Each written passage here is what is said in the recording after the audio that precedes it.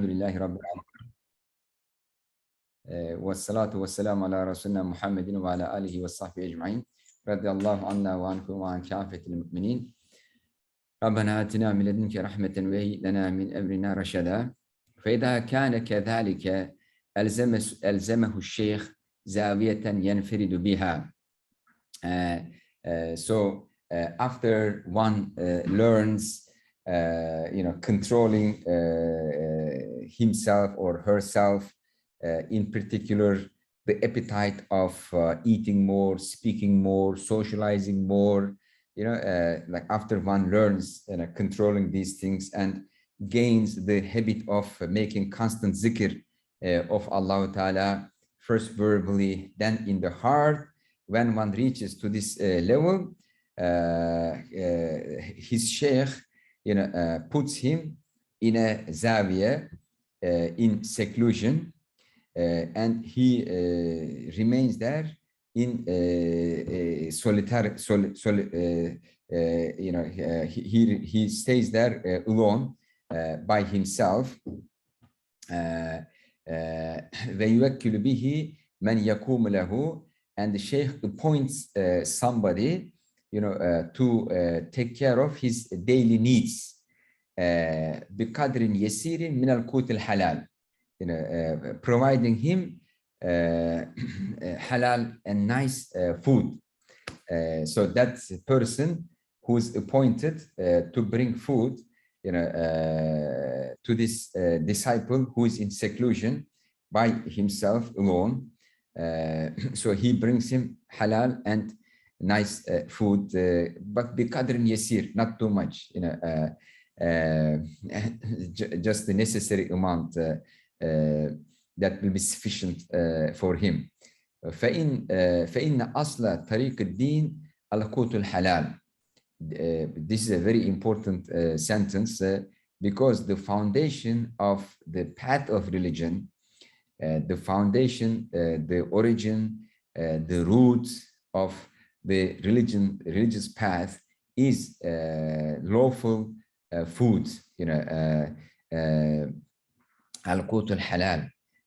وعند ذلك يلقنه ذكرا من الأذكار. So when that disciple is in seclusion, his sheikh assigns him zikr, some zikr that's suitable for his or her state. حتى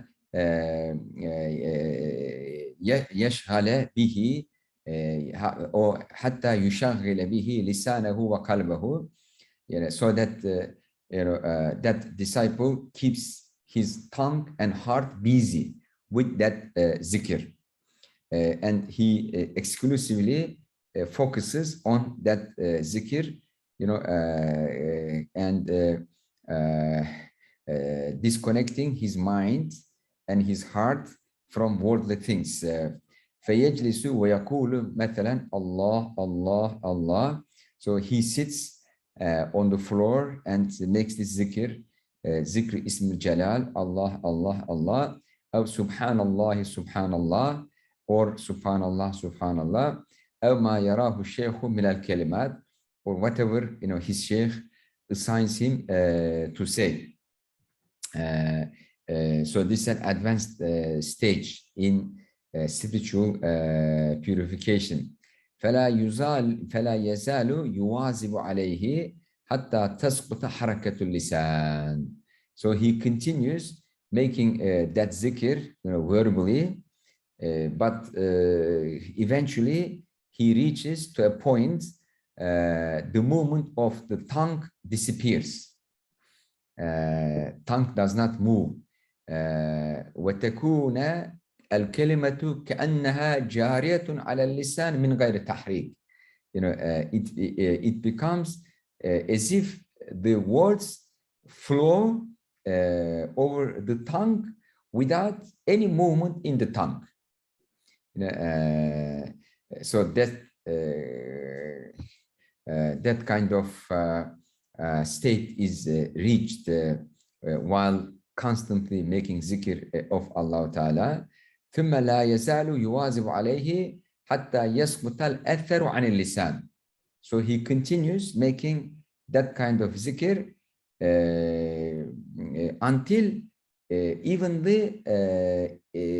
the influence or the impact of zikr on the tongue also disappears.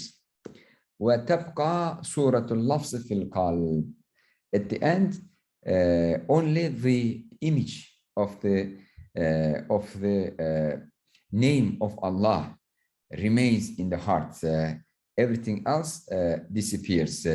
So that's the end. But in some Sufi tariqats, that's the beginning. So the disciple is instructed. The sheikh teaches the disciple, the student, from the very first moment, to make zikr qalbi from the very beginning. So this is in the Naqshbandi tariqat, and the Naqshbandis, they say an-nihayatu mundarajatun fil bidaya. So the end is how should I say, the end exists in the beginning. النهاية مندرجة في البداية. They also say نهايتهم بدايتنا. Their end is our beginning. So there are different ways of self-discipline, self-purification, and self-education. Tazkiyah, and Sheikh Muhammad Emner rahimahullah, he has a book, At-Turuq al-Musila,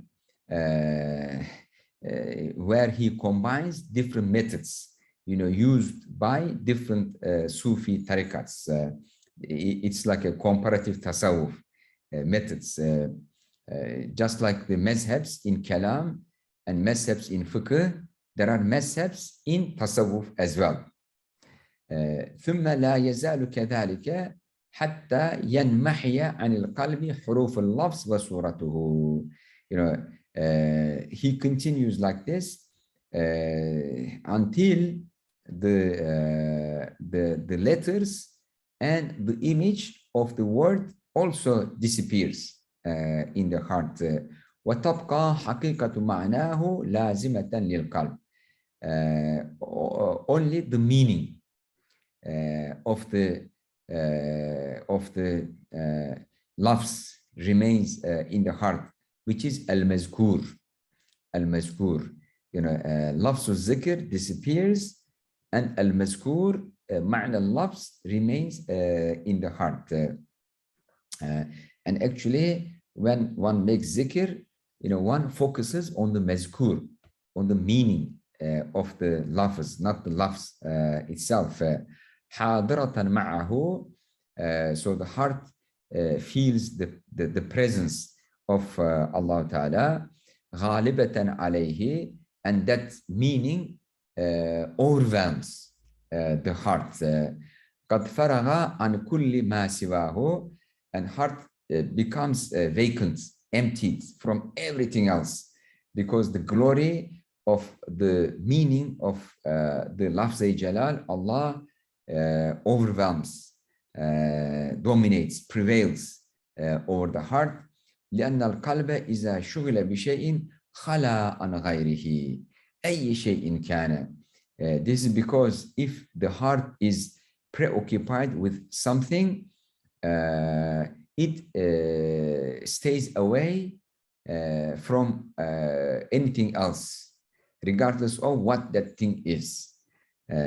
So if the heart is busy with the zikr of Allah Ta'ala, and the zikr of Allah prevails over the heart, everything else disappears in the heart.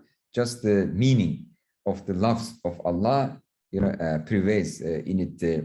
فإذا اشتغل بذكر الله تعالى وهو المقصود خلا لا محالة عن غيره. So if the heart is preoccupied with remembrance, with the zikr of Allah Ta'ala, which is the ultimate goal. The ultimate goal of human being is, is keeping his or her heart preoccupied with the zikr of Allah Ta'ala. That's al-maqsood. And Allah is the al-maqsood. Khala an ghayrihi. Necessarily, it becomes emptied from anything else, because that's the rule. When the heart is preoccupied with something, other things leaves the heart. So if the heart is preoccupied with the zikr of Allah Ta'ala, other things disappear in the heart. وعند ذلك يلزمه أن يراقب وساوس القلب. So while doing all these things, one should monitor the whisperings that comes to the heart. One should monitor them, because these whispers always keep coming to the heart. والخواطر التي تتعلق بالدنيا, and also the khawatir that are related with the mundane world. So one should monitor those khawatir as well. بشيء منه ولا في لحظة. وما يتذكر فيه مما قد مضى من أحواله وأحوال غيره. And also, while one tries to concentrate on the zikr, those wasawis, those khawatir comes to heart, and also past things, things past also comes to the heart from the memory, like the things that you did, the things that made you upset, the things that preoccupied yourself in the past, like all these past memories, they come to your heart, to take you away from your zikr. فإنه مهما اشتغل بشيء منه ولا في لحظة خلا قلبه عن الذكر في تلك اللحظة. So if one turns to these wasawis, to these khawatir, or to these memories of the past, even for a very brief period, very brief moment, his heart turns away from the zikr he is doing. So as Ghazali rahimahullah stated, heart can be preoccupied only with one thing. You cannot think two things at the same time. So either you are thinking the mazkur, the meaning of the zikr you are making, or you are thinking about those wasawis, khawatir, and zikriyat, the past events in your life. So you should not pay any attention to those wasawis or khawatir that comes to your mind, or the past things, or the future concerns. They come to your heart like rain, from every direction. They attack like flies from all directions. So it's a test from Allah Ta'ala, whether you give ultimate and exclusive priority to the zikr of Allah Ta'ala, or these worldly things about the past or future, or the wasawis and the khawatir. So only those who don't pay any attention to those things, they can continue their zikr. وكان ذلك نقصانا فليجتهد في دفع ذلك. So this is a shortcoming, and one should work on this, so that no waswasa, no khatra, no memory of the past, no future concern, can turn him away, even for a very brief moment from his zikr. ومهما دفع الوساوس كلها ورد النفس إلى هذه الكلمة. So when he successfully gets rid of all the whispers that comes to your heart, and focuses his heart on the kalima, loves Allah, on Allah, لفظ جلال. جاءته الوساوس من هذه الكلمة. Then, wasawis and other types of waswasa comes to him, but this time about this kalima, the word Allah, he's making zikr with وأنها ما هي ومعنى قولنا Allah. So this waswasa comes to heart. What is this? What's Allah? What's the ma'na? What's the meaning of Allah? ولأي معنى كان إلها وكان معبودا. Why he is ilah? Why he is ma'bud? This kind of waswasa, this kind of ideas comes to the heart to distract him from making zikr, and then getting preoccupied with those questions. ويعتريه عند ذلك خواطر تفتح عليه باب الفكر. So when one starts thinking about these questions, other khawatir, other ideas attack to him to even take him further away from his zikr, and then the door of thinking gets opened. So he starts thinking about these questions and forget the zikr. وربما يرد عليه من وساوس الشيطان ما هو كفر أو بدعة ومهما كارها لذلك ومتشمرا لإماطته عن القلب لم يضره ذلك. وربما occasionally يرد عليه من وساوس الشيطان ما هو كفر وبدعة. Some waswases that are that amounts to disbelief or to bid'ah, the innovation in religion. ومهما كارها لذلك, as long as he disproves those waswases that comes to his heart from shaitan, ومشتمرا لإماطته عن قلبه, and trying to remove them away from his heart, لم يضره ذلك. This type of khawatir, which amounts to kufur or bid'ah, is not going to harm him, because shaitan sometimes comes up with khawatir very dangerous, that may amount to kufur, that may amount to bid'ah, etc.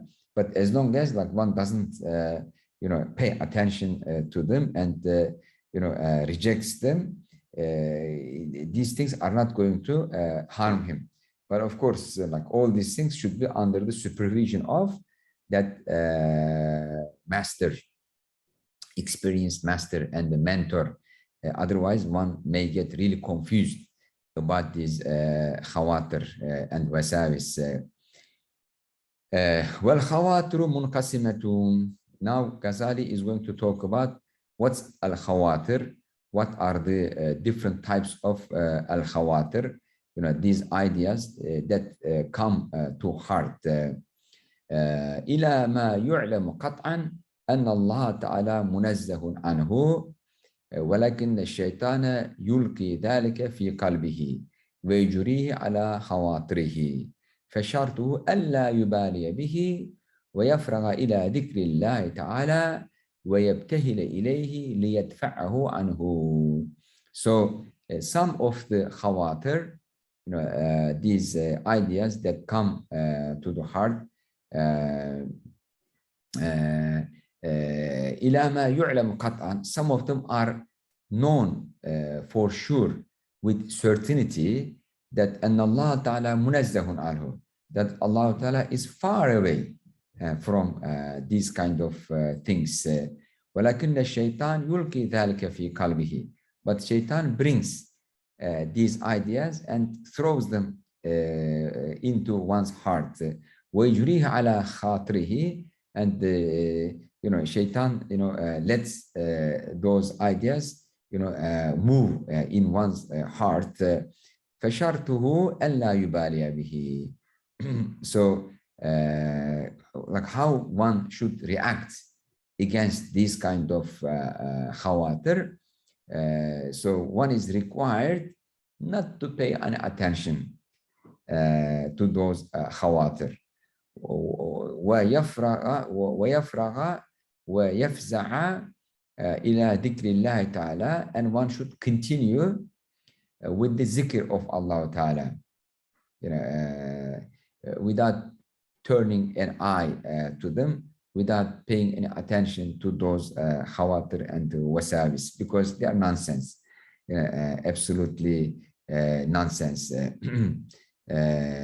ويبتهل إليه ليدفعه عنه, and if those khawatir and wasawis, don't go away and keeps one's heart busy, then one prays to Allah Ta'ala to take those khawatir away from him. It's like a dog is barking to you, and you try to silence the dog, but if the dog does not stop barking, then you call the owner of the dog to silence his dog. So shaitan is like the dog of Allah Ta'ala. He's a creature of Allah Ta'ala. So you try to turn away or get rid of the wasawis he's giving to you. But if you cannot do this, then you call Allah Ta'ala to remove those things from your heart. Ask the help of Allah Ta'ala. كما قال تعالى, as Allah Ta'ala says, وَإِمَّا يَنْزَغَنَّكَ مِنَ الشَّيْطَانِ نَزْغٌ فَاسْتَعِذْ بِاللَّهِ إِنَّهُ سَمِيعٌ عَلِيمٌ. So if shaitan tries to put an idea in your heart to turn you away from the zikr of Allah Ta'ala, to pull you into a wrong direction, then seek refuge in Allah Ta'ala, because Allah is all hearing and all knowing. So in this ayat, when that kind of nazar comes to your heart from shaitan, trying to pull you away from thinking about Allah Ta'ala and continue your zikr, seek refuge in Allah Ta'ala. إِنَّ الَّذِينَ اتَّقَوْا إِذَا مَسَّهُمْ طَائِفٌ مِّنَ الشَّيْطَانِ تَذَكَّرُوا فَإِذَا هُمْ مُبْصِرُونَ. So those who have taqwa, when a wandering shaitan,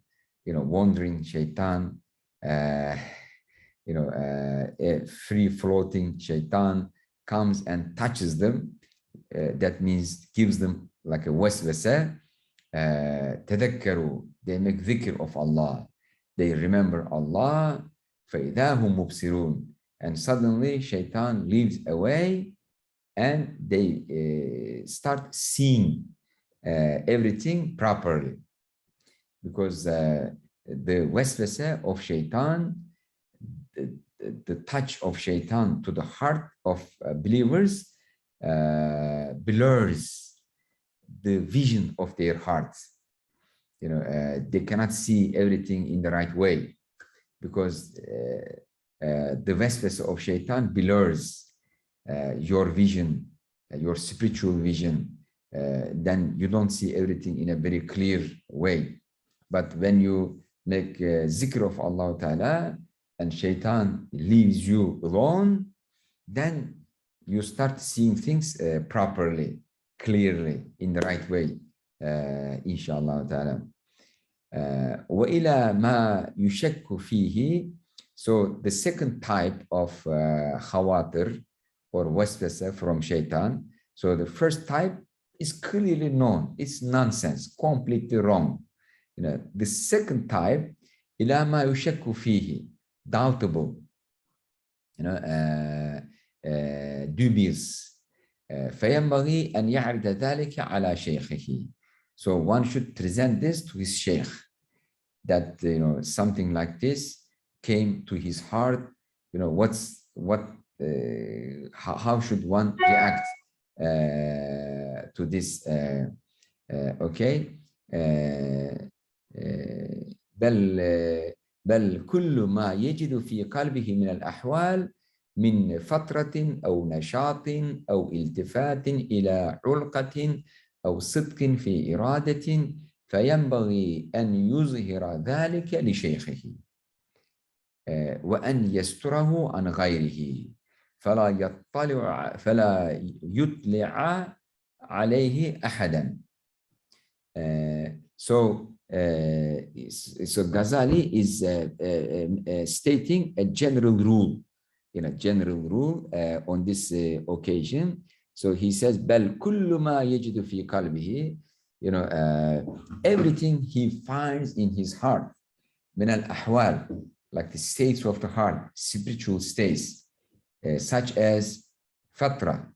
Fatra means weakness or boredom,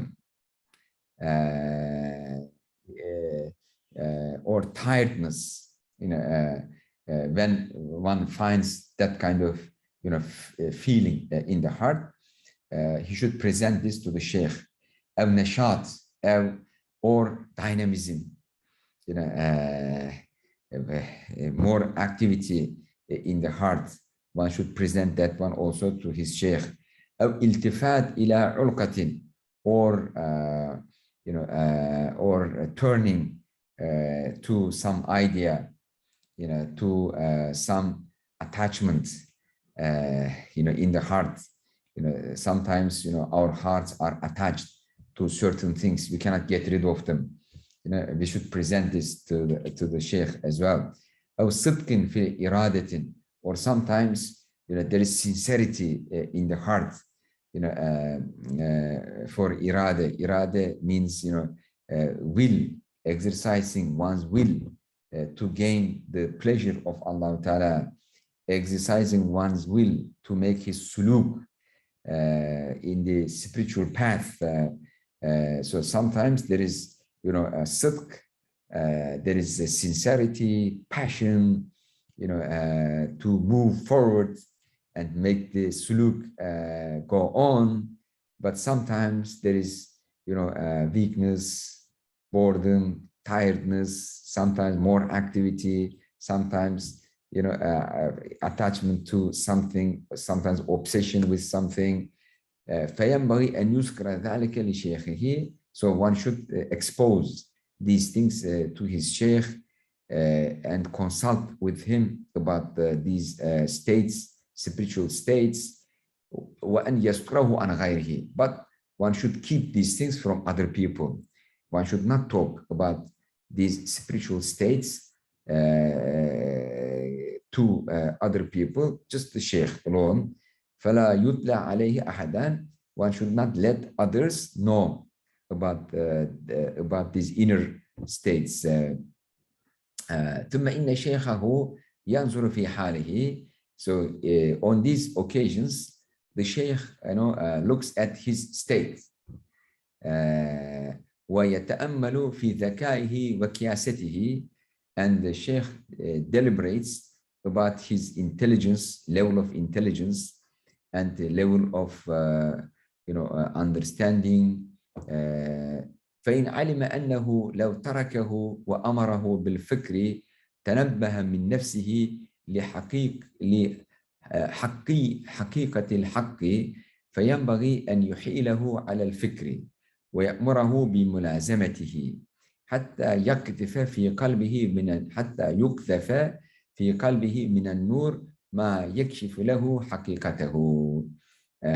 So the sheikh, evaluates the level of intelligence, level of knowledge of the murid, and if he realizes that if the murid is left by himself and ordered or commanded to think about that khatira, that comes to heart, he will eventually reach to truth because he's intelligent enough, he's knowledgeable enough, and if he pursues that khatra that comes to his heart, and eventually he will reach, discovering the truth. فينبغي أن يحيله على الفكر. So the sheikh is required to leave him to the thinking about that question, that khatra, which comes to his heart.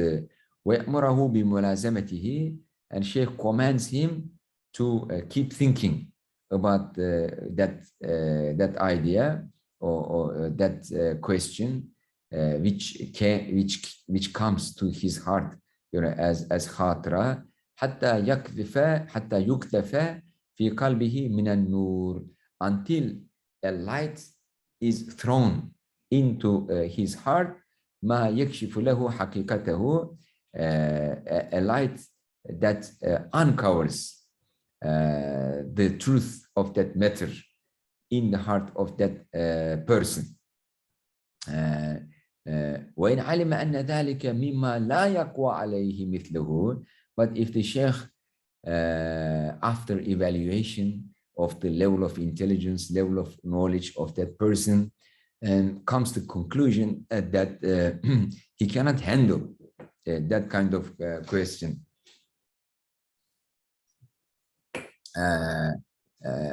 so this is like too heavy, too complicated for him.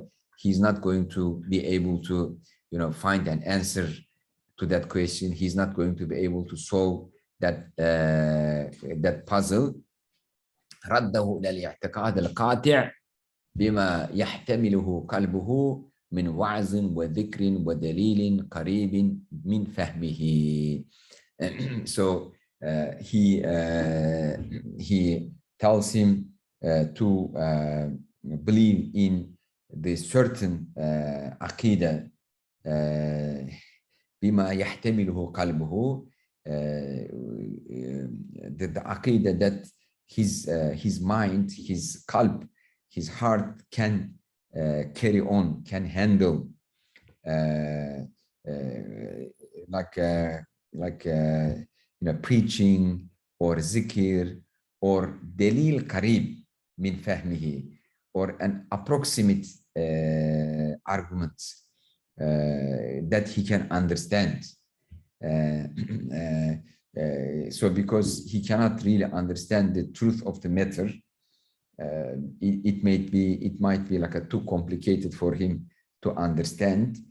So the sheikh, after evaluating his state of intelligence and state of knowledge, he gives him some wa'az, some advice, or tells him, okay, believe in the certain aqidah and keep doing this. Don't think about these things, or explains the issue in such a way that he can understand,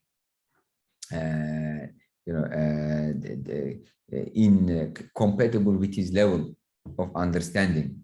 وينبغي أن يتأنق الشيخ ويتلطف به. So the sheikh should be very polite, very soft, very tender, with the disciple, with the murid. Subhanallah, you see, فإن هذه مهالك الطريق ومواعيد أخطارها, because these points are, are the most risky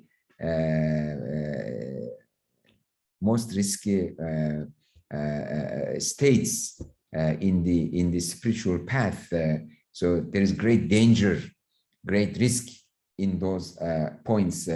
So that's why the sheikh should be very polite, very compassionate, very tender with the murid, helping him move forward from those delicate states.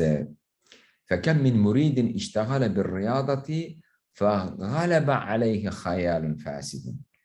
There are numerous murids who were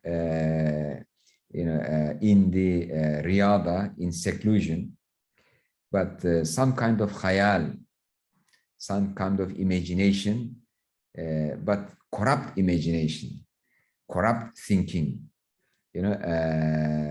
prevails over them. Some wrong khayal, some wrong thinking, wrong imagination, overcame to them. لم يقوى على كشفه. And those murids, they did not have the power, the power of intelligence, power of knowledge, spiritual power to diagnose, to understand, to uncover that this is a wrong khayal. They could not know this.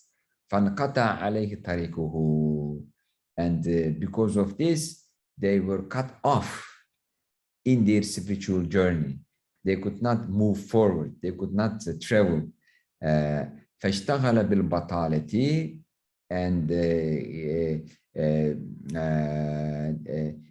at the end, they became inactive. They became deactivated, inactive. The things they did was useless. They could not move forward. وسلك طريق الإباحة, and at the end, they ended up entering the liberal path, the path of liberalism, al-ibaha, thinking that everything is okay to do. So that's al-ibaha. The school of ibahiyya. Ibahiyya means not thinking that one is bound by the normative rules of Sharia, so everything's okay. وذلك هو الهلاك العظيم. So this is a great or big danger, big risk, big destruction. So one gets doomed. Like this. This is halak.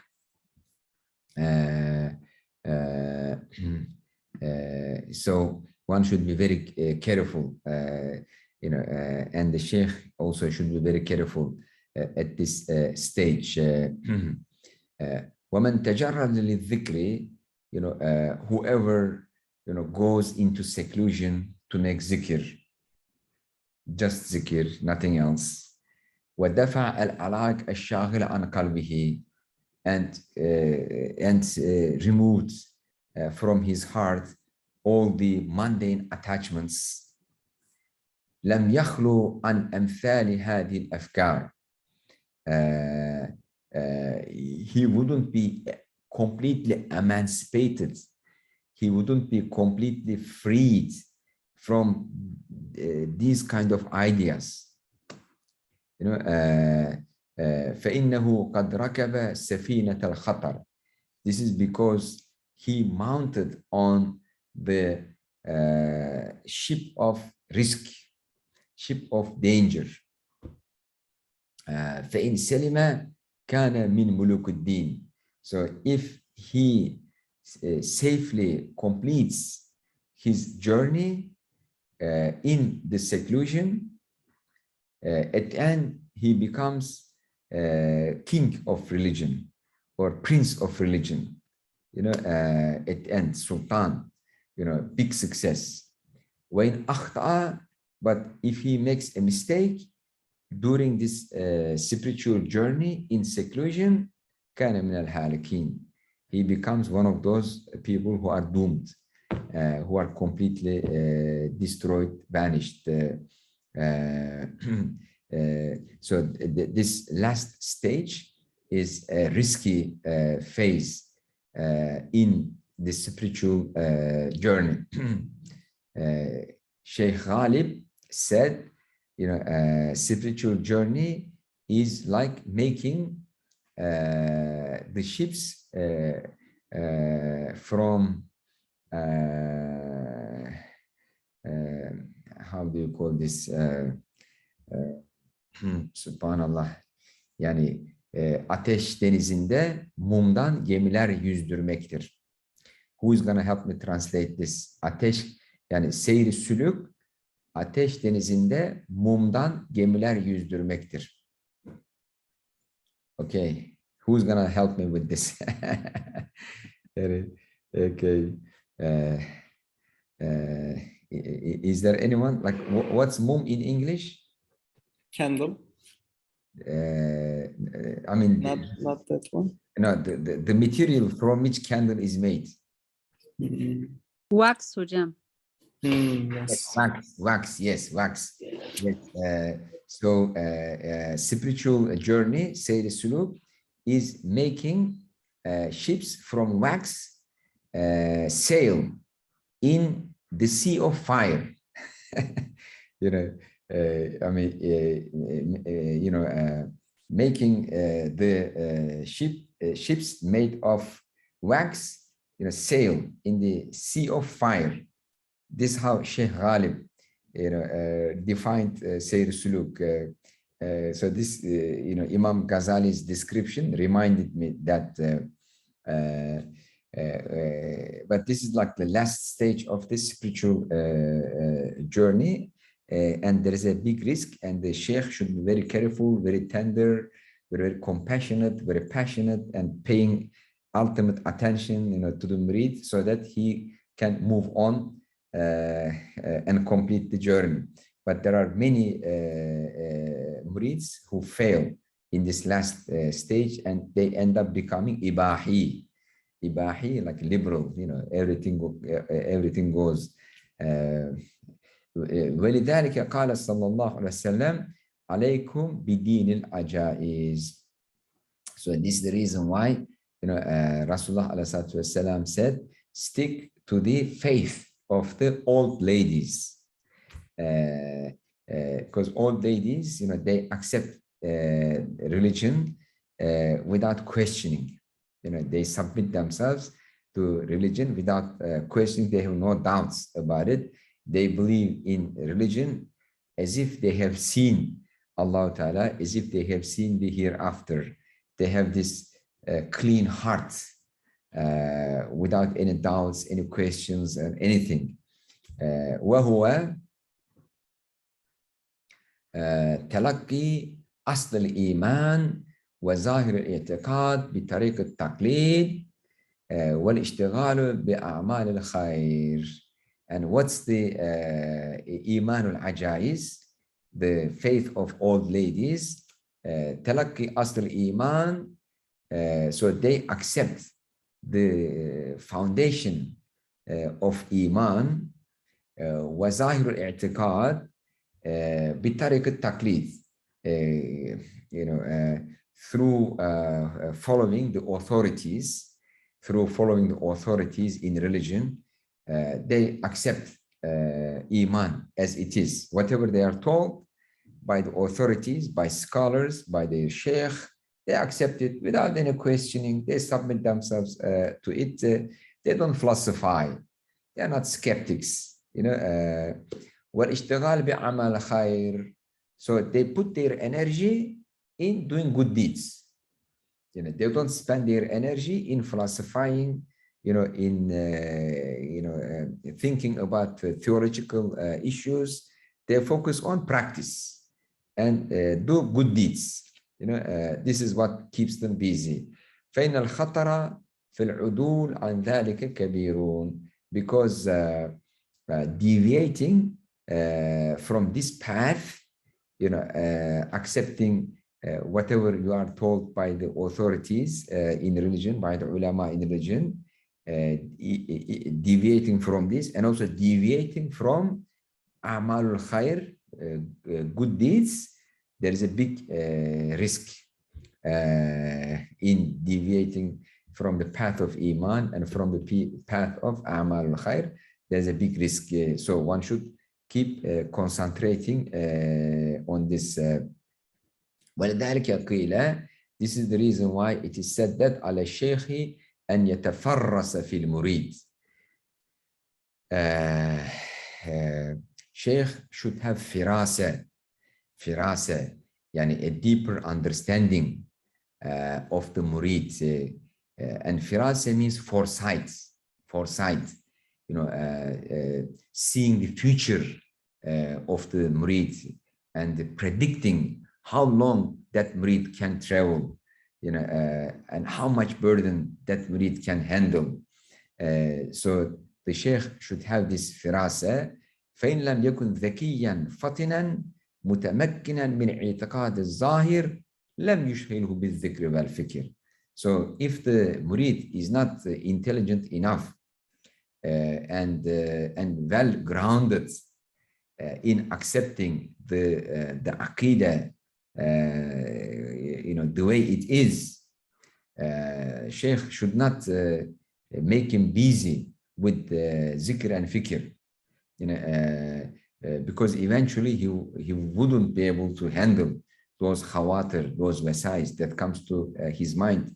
But the murid is strong enough and well grounded in aqidah, and he's not going to be derailed or distracted by these wasais and khawatir that comes to his heart. Then the sheikh puts him in the path of zikr and fikr. So when the sheikh makes foresight about the murid that he's weak, بل يرده إلى الأعمال الظاهرة والأوراد المتواترة. Sheikh keeps him busy with the physical actions, and also الأوراد المتواترة, common أوراد, common wird, common zikr. أو يشغله بخدمة المتجردين للفكر, or the sheikh appoints him to the service of those who are suitable for seclusion, for contemplation. So these are the suitable duties for that kind of person who's weak in his intelligence, in his thinking, and who's not well grounded in the aqidah. لتشمله بركتهم, so that he gets the barakah. He gets the barakah of those المتجردين للفكر, so he serves them. فإن العاجز عن الجهاد في صف القتال ينبغي أن يسقي القوم ويتعهد دوابهم ليحشر يوم القيامة في زمرتهم وتعمه بركتهم. So this is because if one is not qualified to fight in the first row in a war, he should bring them water, bring them food, and also take care of their mounts, their animals, so that on the day of judgment he is also resurrected in the same group, and he also gets a barakah of that group. So he's not strong enough to fight in the first row, but he's serving them, doing some logistics, some supportive activities in the background. So Allah Ta'ala also counts him, with that group. فإن كان لا يبلغ درجتهم. So even if he's not going to reach, to their level, so he gets their barakah. So the sheikh should analyze the state of the murid and appoints him like whatever is suitable for him. All right, so we can stop here, inshallah ta'ala, and continue in our next lesson because our time is up. Any questions? I have a question. Yes. At the beginning, the Ghazali says the student should have some zikr and should start to zikr. So there is a certain zikr to start, or it changed based on tariqa or the student, or there is a starting zikr. Yes, as Ghazali mentioned, there is al-awrad al-mutawatira. Al-awrad al-mutawatira, these are for common people. Like they are narrated from Rasulullah alayhi salatu wassalam. They are in the Quran and they are in the Hadith. Like the zikr of La ilaha illallah. This is mutawatir. You know, and the zikr of Subhanallah, Alhamdulillah, Allahu Akbar, Subhanallah wa bihamdihi, Subhanallah al-Azim, Astaghfirullah, you know, Salawat ala Nabi. So these are mutawatir. There are many ahadith narrating from Rasulullah that he recommended that one should make zikr with these things. So these al-awrad al-mutawatira is assigned to the murids when they begin. You know, but there is no first among them, right? Is there a first? I mean, you need to start firstly with Alhamdulillah, then move to let's say Subhanallah or Ismi Jalal. So you know, I mean, these things, you know, depends on the state of the disciple, and the sheikh, you know, looks at him and he assigns suitable zikr to him, choosing from al-awrad al-mutawatira, you know, from the zikr that are narrated from Rasulullah alayhi salatu wassalam. You know, so he taught many zikr, and the sheikh, you know, looks at the spiritual state of the murid and you know, advises him what kind of zikr he should make, and it depends on the person's spiritual state, knowledge, strength, time. You know, so it's individually customized for every disciple and every murid. Okay, thank you. You're welcome. Any other question? طيب, it seems there is no more question.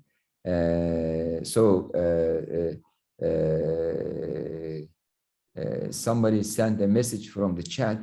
He wants to talk to me. So you can leave, and Abdul Hay, you can ask your question. Abdul Hay, what's your question? Assalamu alaikum, Ustad. Alaikum salam. Jazakumullah for your time.